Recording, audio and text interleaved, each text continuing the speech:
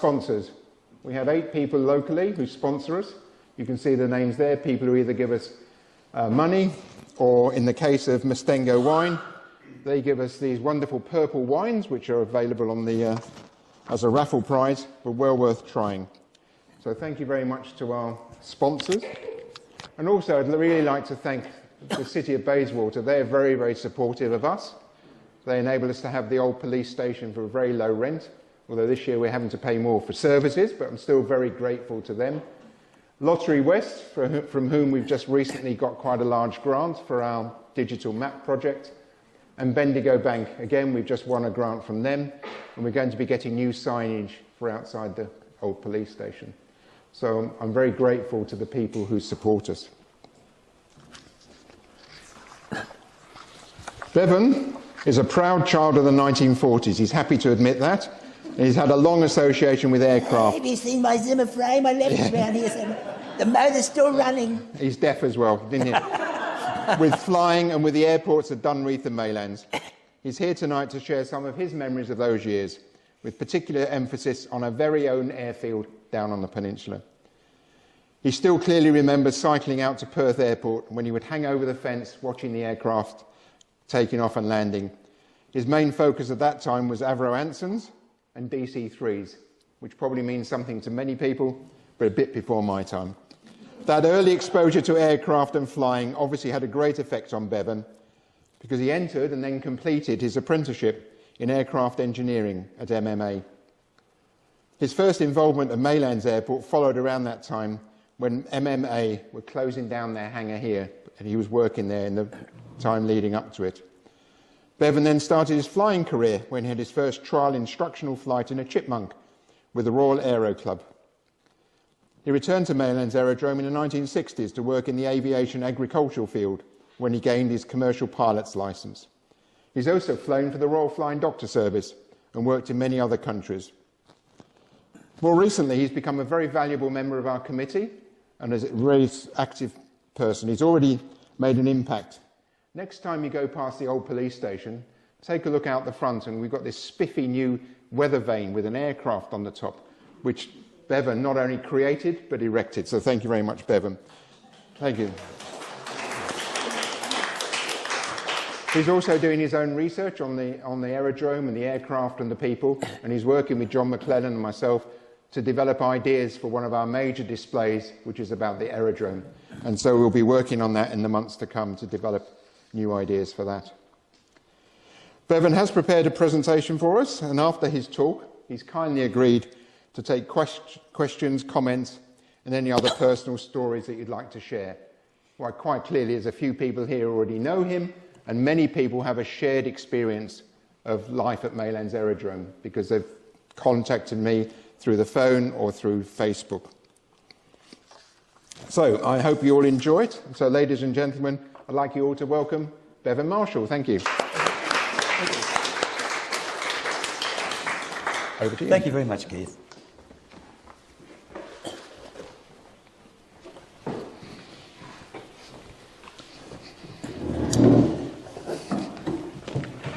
When Australia's first airline, West Australian Airways, took delivery of its first aircraft, the Avro 504K, well, first of all, let me go on in the beginning. I'm sorry, I'm jumping the gun.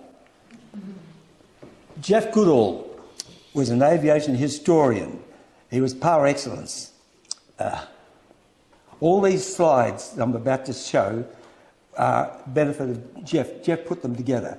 Sadly, he departed in January this year, but he sadly missed. Rest in peace, Jeff. When Australia's first airline, West Australian Airways, took delivery of its first aircraft, the Avro 504K, that you see there, in 1921, the city of Perth had no aerodromes. Few aeroplanes flying in Perth in those early days used to use sports ovals, race courses or open land. While WA West Australian Airways had 6 Bristol tours. They were shipped from England. The airline founder, Major Norman Brearley, was looking for a location to assemble and test and fly his new machines. He selected the corner of a flat, grassy Perth esplanade between the city and the Swan River. Here, behind the government house, he arranged to have a YMCA sports shed relocated to his first hangar. It is said Brearley neither asked nor was granted the use of the public land. Such was his standing in Perth business social services. They are the aircraft there that the Bristol Tourers that he used for his airline. Now, West Australian Airways was a successful bidder for West Australian Government's first airmail service between Geraldton and Derby along the WA coastline. To protect the government railways, the contract stipulated that airmail sacks and passengers, maximum 2, travelled by rail between Perth and Geraldton. The landing fields would be provided by the government through the Department of Defence, the Civil Aviation Board, known as the CAB. It's the pre-runner of the Department of Civil Aviation. These roughly cleared airfields along the route proved to be grossly unserviceable. And after the inaugural WA service in December 1921, Brearley suspended further services for several months until the CAB improved airfields. For the next 2 years, West Australian Airways used the Esplanade for maintenance of its own aircraft, even erecting a bigger hangar.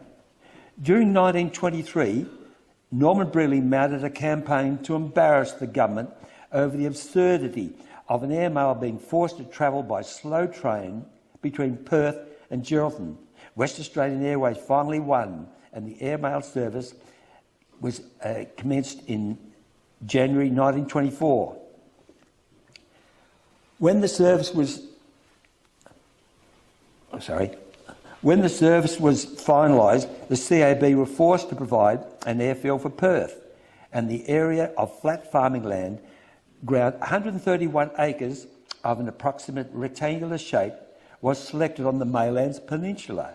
It was gazetted in November 1923, but the area was not without its problems due to its soft, sticky, muddy surface. As you can see there, in 1926 the hangar flooded and they couldn't get the aircraft in and out. The first aircraft to use the airfield was a Bristol Tourer in 15th of January 1924, settling into a steady schedule, departing Maylands 6 a.m. each Thursday morning, returning from all ports the following Tuesday. West Australian Airways were the first airline into Australia to establish a scheduled service, which commenced on 2nd of November 1922. Just for the record, Sydney Airport mascot opened in April 1920. Melbourne opened in 14th of April 1921. Brisbane opened in 1921. Maylands opened in 1924. However, WA Airlines was the first airline to establish a scheduled service in November 2nd, 1922. So that was the first airport. The Bristol Tourers gave excellent service, flying 500,000 miles, carrying 3,000 passengers, and were supplemented by de Havilland 50 biplanes. That's the de Havilland 50. Now, the de Havilland 50, the immense aeroplane, they carried up to 3 passengers. The Bristol Tourer that I showed you before carried up to 2 passengers. So they had these DH-50 operational there.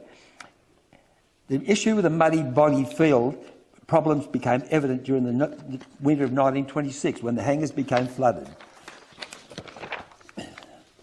The remedy was to build a levee bank around the river boundary, and as late as 1939, airliners of the DC-2 size were still getting bogged and unable to move. Because there was no Aero Club, that's a DH-50. You can see they could carry 3 passengers in the cabin there, and the pilot stayed out in the open. Now, because there was no Aero Club in West Australia, West Australian Airways submitted a detailed application for a Perth-based subsidised on the DH-60 Moth, which I'll show you. It's DH-60 Moth. In 1925 and 1927, the CAB announced an important aviation initiative that would subsidise the formation of aeroclubs around Australia to encourage pilot training. The intention of this far-sighted policy was to develop a sense of aviation in the community, to replace the diminishing number of pilots trained during World War I, and to foster an Australian aircraft manufacturing industry. Interesting point. There's a chap there. Yeah, Keith has circled him. There's a chap there in the front. His name is Sid Goddard. Now, I looked at him. I saw this picture many times, and I didn't recognise him. This is in the 1920s. And then I remembered that Sid Goddard was a pilot with MMA. And I thought, I'll better Google and find out a bit more about Sid. So that's Sid Goddard there. He flew mosquito bombers in the Second World War against the Japanese. As you can see, he wouldn't have known me, but I knew him. We knew all the pilots and knew them by name.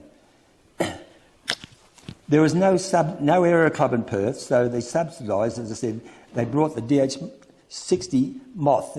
Now, what was your name again?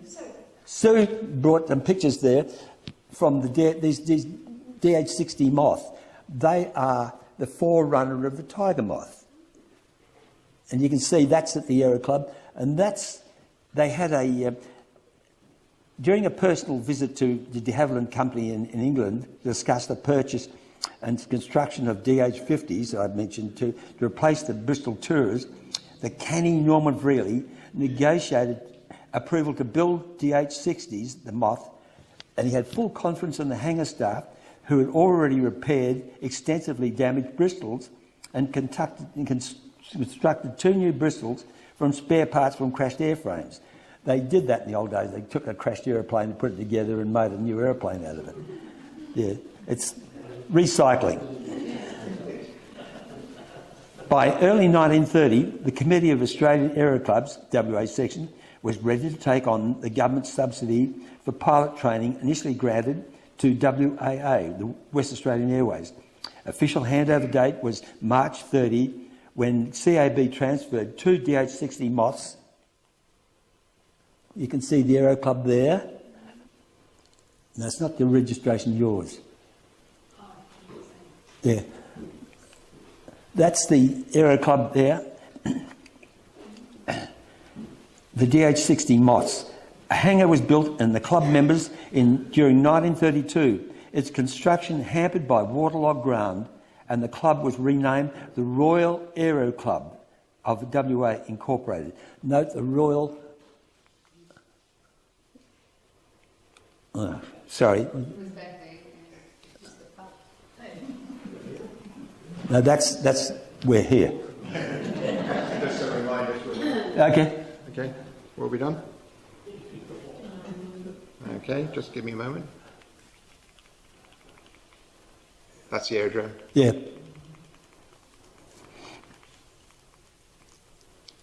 Did you want to go backwards? Yeah. That's the Royal Aero Club. Yeah, thank you, John. Okay. Thank you, Keith. All right. Okay, sorry about that.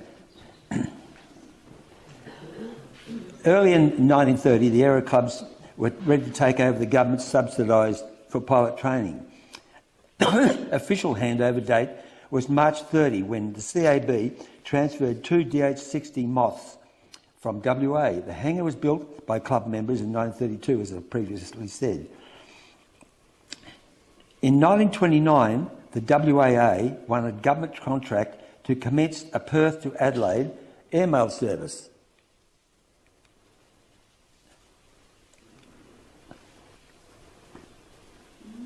Using large airliners to cover the large hops. Really successful tender specified the DH-66 Hercules biplane, as you can see there, which would carry 12 passengers, hold freight and large bulky mail sacks and general cargo. These aircraft were huge for their day, with the upper wing 18 feet off the ground. Does anybody remember how high 18 feet is? Okay. The inaugural transcontinental service departed Maylands on May 26, 1929. This type of aircraft was replaced by the Vickers Viastra, which became had a shocking record and became known as the Vickers disaster. They kept crashing, the engines kept failing and they kept crashing. So they were... International air travel was achieved, however, in 1929. That's the, as you can see, the Vickers Viastra. It's a streamlined aeroplane, isn't it? But, Sorry, Bevan, on that, can you go back one slide? Go backwards. Is that the Maylands brickworks? yeah, there's the Maylands brickworks chimneys in the background there. Sorry, that's at Maylands on the airport there. Pardon?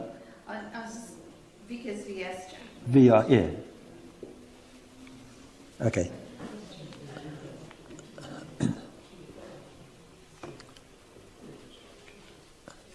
Now, from further mergers followed, and WA joined Adelaide Airways using a larger, later quality aircraft such as the DH-84 Dragon and the DH-89 Rapide, which became the workhorse to replace the early airlines. Now, that's a Rapide there. The 89 would carry 6 to 8 passengers, so there's quite a large aeroplane. International air travel was accomplished in 1929 when Amy Johnston flew a Gypsy Moth solo from England to Australia in 19 days. She was the secretary who had only learned to fly the year before. And she also maintained an aircraft maintenance engineer's licence. So Gordon and Ray, she's the same as us. She flew out solo all the way, and now you can see the aircraft, her aircraft's on the ground there, and that's at Maylands. And that's the old hangar. You can see that it's still there now today. The police academy are using it now, and it's still just the same. Airways hangars alongside, and the Aero Club is the next little hangar along from there. So it was quite a significant flight that she carried out. 1934-1936 saw significant changes in the airline scene in Maylands Aerodrome with a surprise government decision that the mighty WAA lost the airmail contract for the Northwest contract, Perth to Wyndham, to a small Adelaide operator called McRobson Miller Aviation Company. WAA was forced to shed staff and aircraft while continuing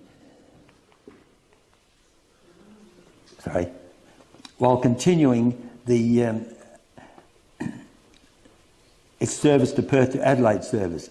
It was payback for the years of the WAA managing director Norman Brearley's high-minded dealings with the CAB. By 1936, Brearley was frustrated that his plans to expand WAA included international routes with partnership with KLM had been thwarted by officialdom. In 1936, WAA was effectively no more, as it was absorbed into an Adelaide Airways new step in effective Australian-wide service that became Australian National Airways, flying the new Douglas DC-2. There's an interesting point here. This is MMA. I didn't get to this. See that aeroplane behind those men there, the hangar? That's a Foxmoth. Now that aeroplane, the lower one there, is a Foxmoth.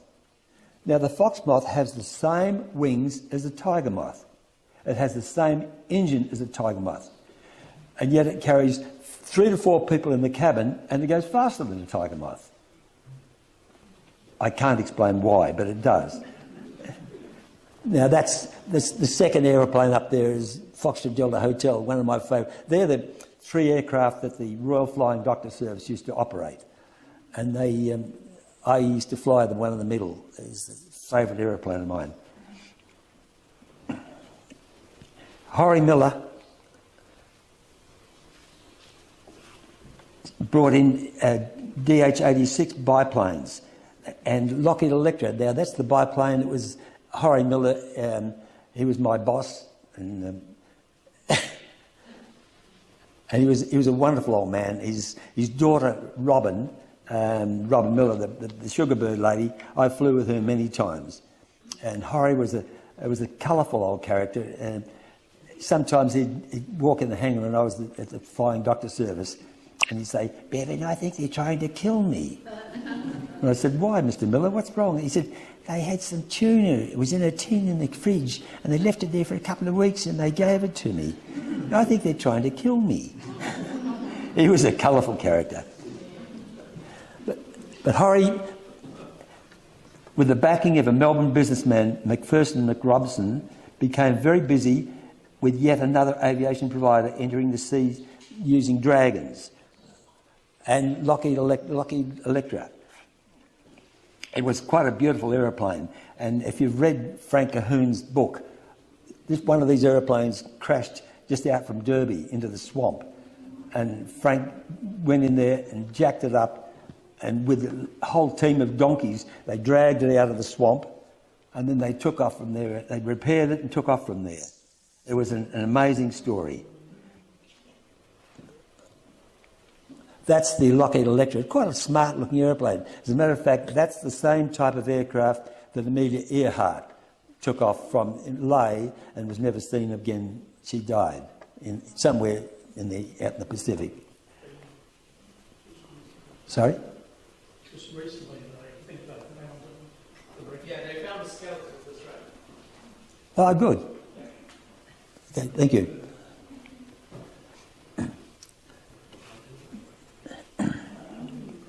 Meanwhile, another airline was founded, Airlines WA, which flew services out of Maylands to WA inland towns. Captain Charles Snook, a well-known Maylands aviator, from the First War, built a hangar at Maylands and started Airlines WA in 1935, operating a monospar on a service to Walloona, which had scheduled services to Rottnest. Airlines were later to amalgamate with MMA, McRobson Miller Airlines, which then became McRobson Miller Aviation Company, then became McRobson Miller Airlines. But we get on from there. That's an aeroplane there. The guy on the left is Bob Hickson. Now, we work with his son, Robert Hickson. Now, Bob was he was an airline, he's a skipper par excellence. He went on to fly Catalinas in the Second World War and a lot of Japanese aircraft that they commandeered, and he flew them back to New Zealand to go and see what they could do with them. So Bob is since deceased, and he's written a book which I've got at home. It's quite good, and that's Charles Snook alongside him. Now, this is in 1935. Kingsford Smith flew over here in Lady Southern Cross, and he just landed there, and he'd been there before in the Southern Cross, and that's Smithy. 10 hours and 22 minutes from. Yeah, that's pretty fast for a single-engine aeroplane. Now provides aircraft for you to sit in comfort. The hostess to serve you a meal. You can get those beautiful meals in the cardboard box. You know what they're like. They're beautiful. This is the DC-2, which is the forerunner of the DC-3. It was quite a smart aeroplane. And that's the first flight they did back in 1937. Great year. Now there's the interior of a DC-3. It's not a DC-2, because the DC-2 only had 2 seats, but that's got 3. But I didn't have a photograph of the DC-2. That's the DC-2 there. You can see it looks very much like a DC-3 for those that know them. It doesn't have. There's quite a few things different for somebody that knows them. They had different engines. The fin was different, a few things, but I won't bore you with all those details.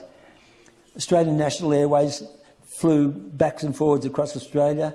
There's the Australian National Airways, the hangar there that's still down there at Maylands to this day, and the Police Academy are using now. And if you look in the back of the hangar there, you'll see a Vickers V Astra, or Vickers Disaster. It's still there, but they demolished it after that, yeah. But can you imagine those aircraft operating out of that little pasture down there? I didn't think you'd have the legs. Pardon? I didn't think you'd have a long enough. No, they did a lot of praying. Yeah. Then Pearl Harbor came, and Maylands became a temporary home of many American fighting aircraft as they transited Maylands hostile regions.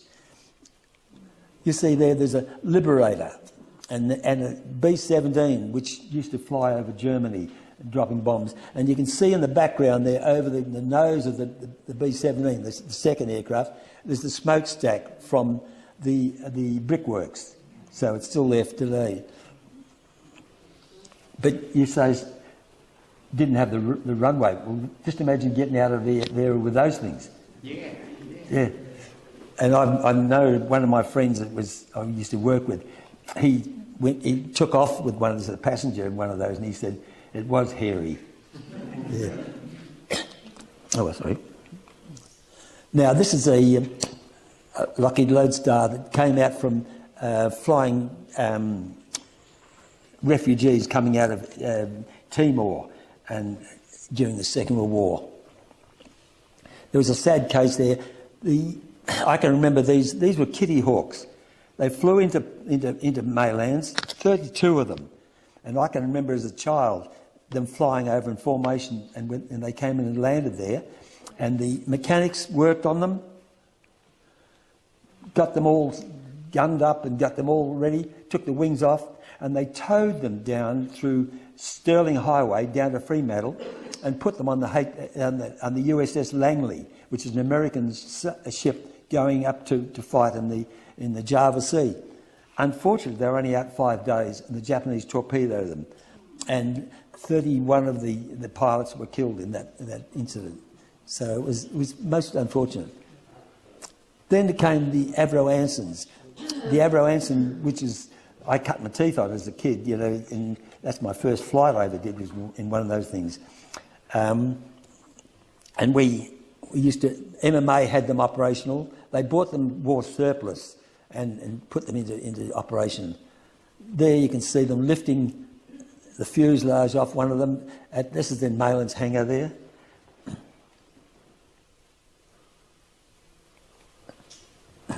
Enter a new breed of aircraft, the Chipmunk, to replace the Tiger Moth at the Aero Club.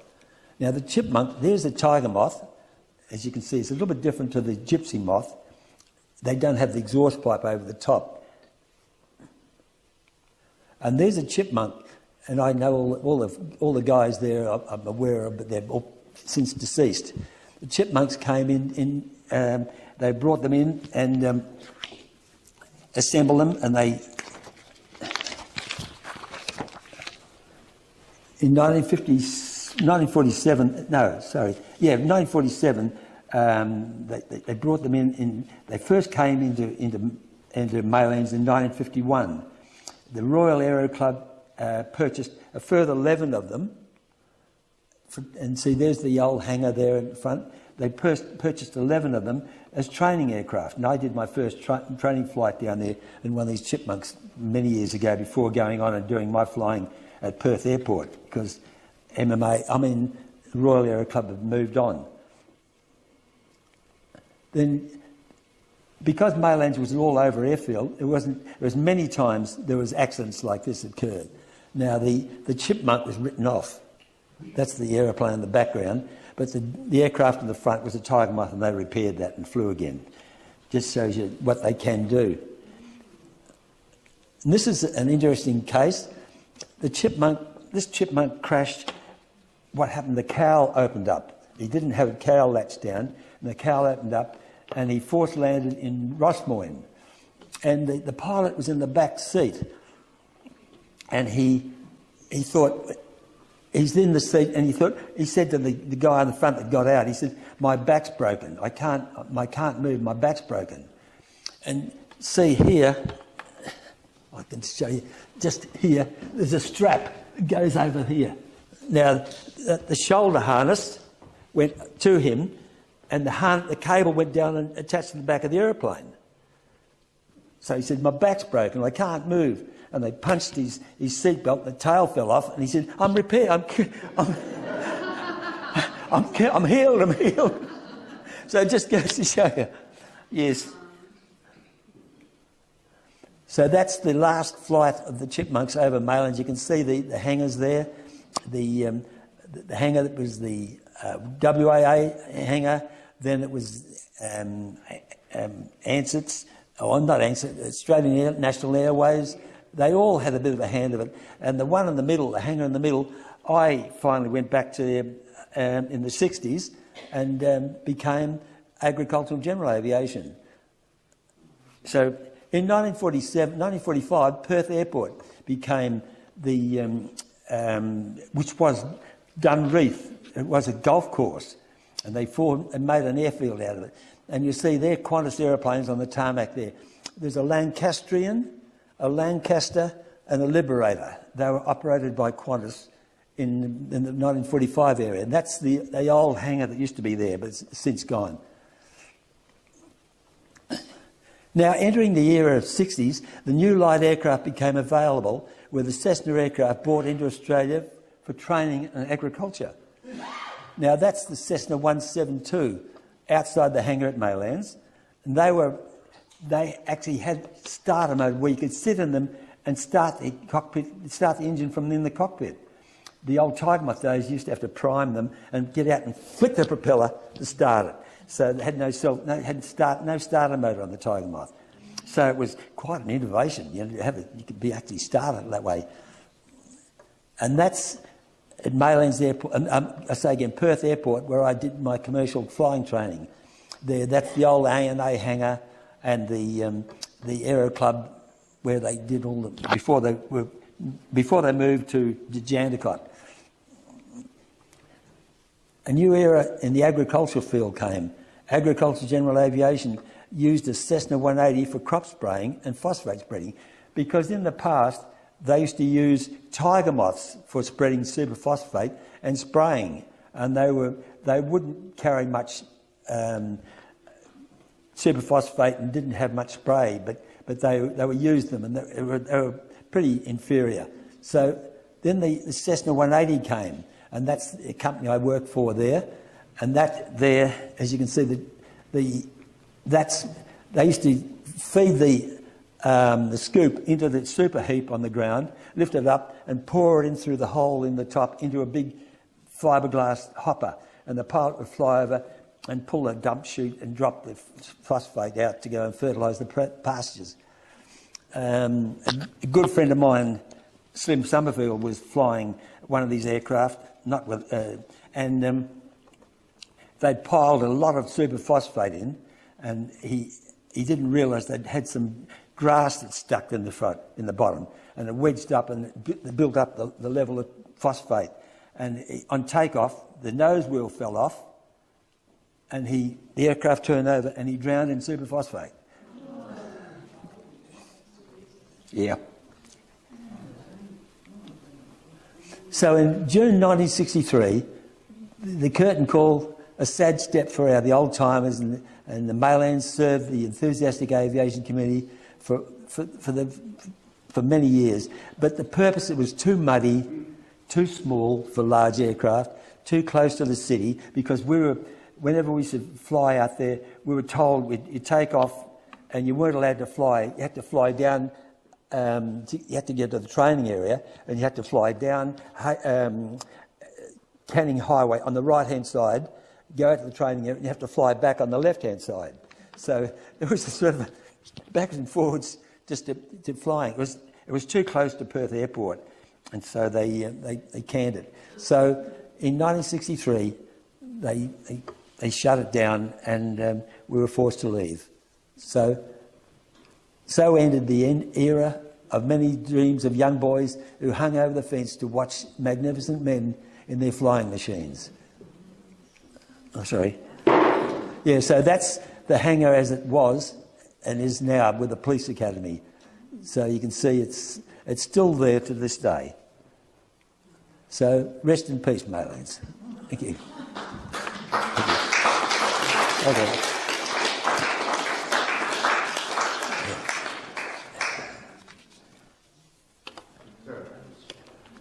Do you have anybody have any questions? Stories? Stories? Yes, sir. Yeah, during the war, they used to assemble a lot of the aircraft there. And Yes. in the middle of the night, they used to truck them out, come up Peninsula Road and head up north up to Yeah. Geraldton. They used to take them by road to Geraldton because they said there was no airport between Perth and Geraldton, and the aviation fuel was pretty scarce, and they could take off from Geraldton and go up to Exmouth because it was near at Exmouth. That would be Avro Anson's, that would most probably be Avro Anson's, I presume.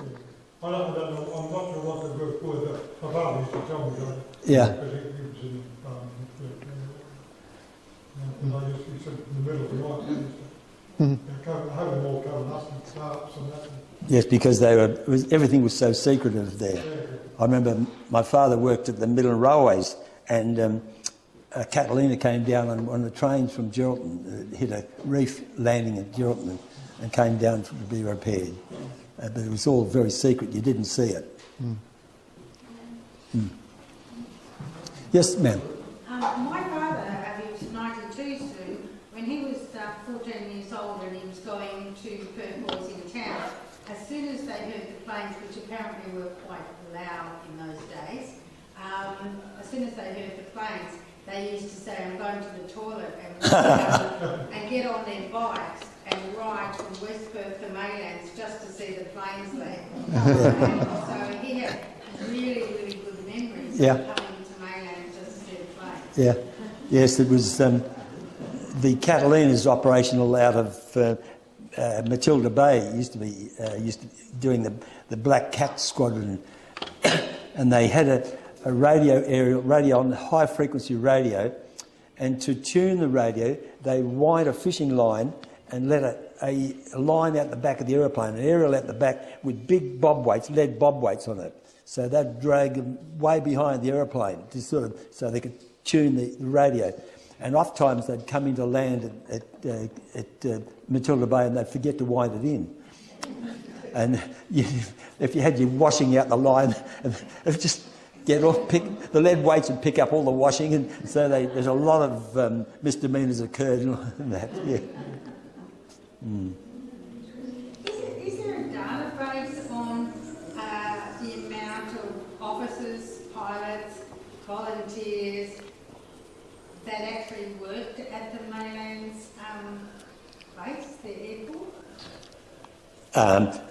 I'm sure there would be. I'm not aware of it. We, Gordon, my friend over here, and another friend have been doing the working off all the apprentices that MMA had, and they've got a database of all those. And when that's finally finished, they're going to give it to the Historic Society, because there's a lot of names. People want to come in and just check to see if their family are mentioned on this honour roll. Not an honour roll, but it's just a roll of the people that work there. Well, I know that once a month in South Perth, because my father was a travel agent as well, because he still loved planes, that once a month they meet at the cafe, the one opposite Coles in Angelo Street. Then once a month they meet there, and old pilots, air hosties, people in the travel game all still meet there once a month. Okay.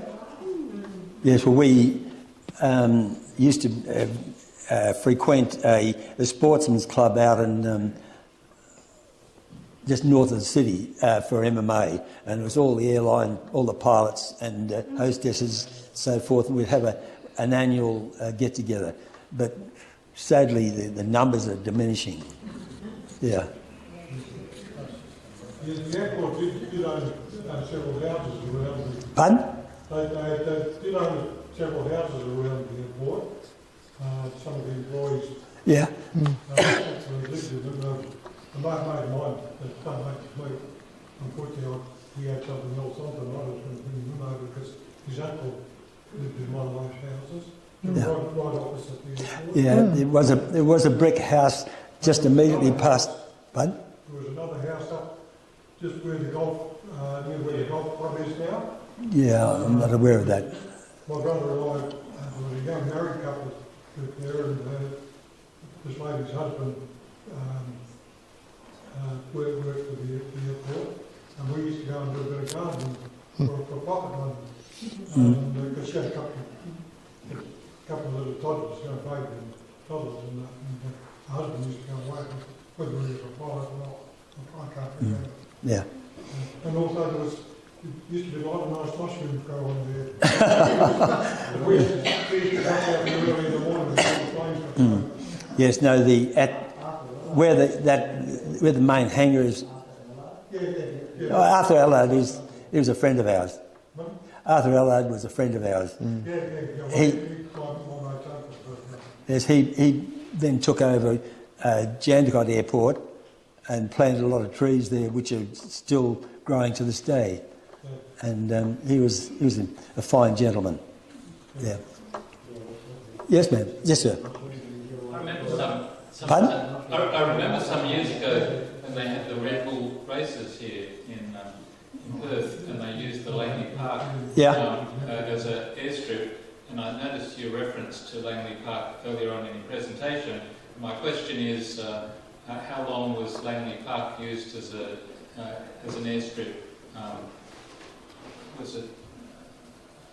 I mean, Maylands started in the 1920s to 1963, and I was just wondering when Langley Park was used as an airstrip. Any ideas? Well, they were Langley Park with the West Australian Airways was up to 1923, and then they were forced to move. But subsequent to that, Langley Park was used to use annually for a fly-in. I mean, there was a lot of aircraft used to fly in there, and then the Red Bull team went there. It was I used to love it. I've got a million photographs I took down there. As a matter of fact, my wife and I visited a friend in Austria, and we got to know him pretty well. He was a pilot, and we found out there was a chap that was flying one of the Red Bull aeroplanes, and you go on the flight line there, and your 15 seconds of fame, you actually speak to these pilots, and you nod and sort of bow from the waist. And I said, do you know my friend Franz Reinisch? He said, is he from Styria in Austria? And we said, yes, and that was my 15 seconds. I walked on, and I thought, okay, I've spoken to this guy, and that's the end of the story. A week later, I got an email from my friend in Austria. This bloke had gone and spoke to him. So it's a small world. There was a chap by the name of Edwards, flew to England. Yeah, Tiger Moth. And he's got a winery down south. Yeah. And his plane is down there at this winery. Yeah. He runs on Langley Park. Yes, they occasionally allow people to go in there and deliver sample mail bags to commemorate earlier operations and so forth. Yeah, he made quite a commercial flight, quite a wonderful flight from England to Australia in the Tiger Moth. I think it was called Matilda, was it? Yeah. I know the plane's down. Yeah. The snake and something. Yeah. Well, I better get it. I better go and trample his wine. Yeah. Is that the only building left there at Maylands, the hangar? Are the others still there, or? To tell you the truth, I'm not sure. It is the only one left. There's only one left. Is that heritage listed? I don't know. It is, yeah. Most probably. It is. It is. That's why it's there. It's been retained by the police. They put the listing on it, yeah. That's the last link then. Yeah, it's a last link. Yeah. And the caretaker's house outside, the little building, used to be where the caretaker for the airfield lived, and that's still there on the corner, next to that big development of new houses. Yes, that particular building used to be Department of Civil Aviation had their office was in there, and I did one of my licences in that particular building. Yes, sir. Some of those Belman hangars did go to Perth Airport. Yes. And then there was one in recent years was taken down to Jandakot. Yes, that's the... That's old engine hangar, and probably Maylands. Yes, that hangar is... The old Bellman is down at Jandakot Airport now. It's been moved. Yes. Yes, I ma'am? just want to say thank you very much Pardon? as a pilot, because my life was saved by the Royal Flying Doctors, and on behalf of all the people who you saved their lives, I want to say thank you very much for that. Yeah, thank you. Well done. Thank you. I enjoyed my service with the Flying Doctor Service. It was really wonderful. Okay, thank you. Thank you very much. Thanks. Thank you.